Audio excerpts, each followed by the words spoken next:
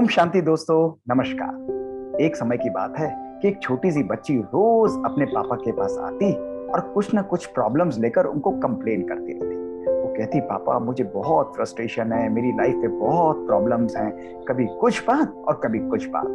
रोज पापा उसको समझाते और मुस्कुराते रहते। पर एक दिन उन्होंने प्यार से उसका हाथ पकड़ा और कहा कि बिटिया जरा मेरे पीछे आओ। और वो उसको किचन में ले गए। किचन में जाकर उन्होंने गैस पर 3 पॉट्स को रखा और तीनों पॉट्स में पानी डाल दिया। पानी को वो उबालने लगे।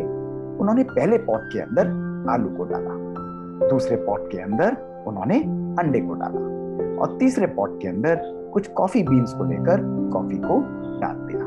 तो बेटी उनसे पूछने लगी कि पापा आप ये मुझे क्या दिखा रहे हो? तो उन्होंने कहा, बेटी सब्र करो। 20 मिनट तक वो अपनी बेटी को परेशान सा देखते रहे और मुस्कुराते रहे।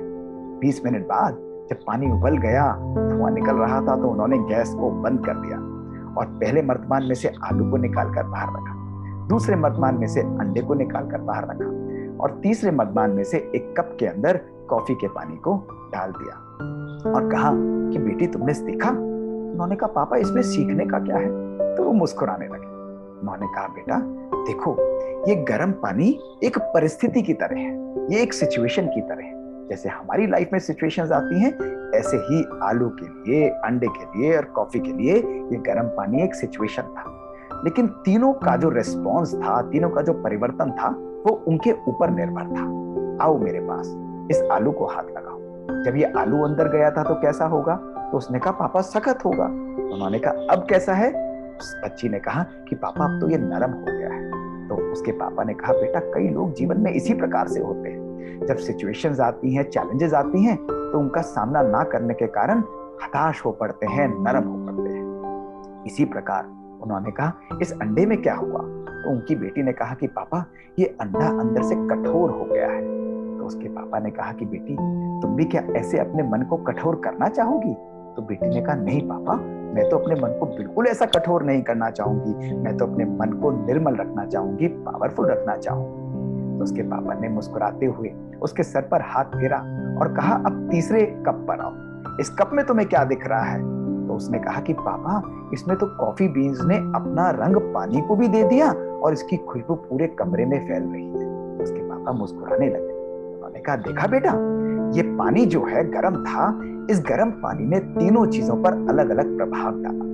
लेकिन कॉफी ने क्या किया? कॉफी ने अपना प्रभाव पानी के ऊपर छोड़ दिया, अपना रंग भी पानी को दिया और अपनी खुशबू भी पानी को दी। बेटी हमारा जीवन भी इसी प्रकार का है। परिस्थितियां तो हमारे जीवन में आएंगी, सिचुएशंस तो हम सबके लिए आती हैं। कहा जाता है ना, smooth seas are never going to make a skilful sailor. तो इन परिस्थितियों को आने दो। उन परिस्थितियों के ऊपर जो हमारा रिस्पॉन्स है, वो परिस्थितियों पे नहीं, हमारे मन की स्थिति पर निर्भर करता है।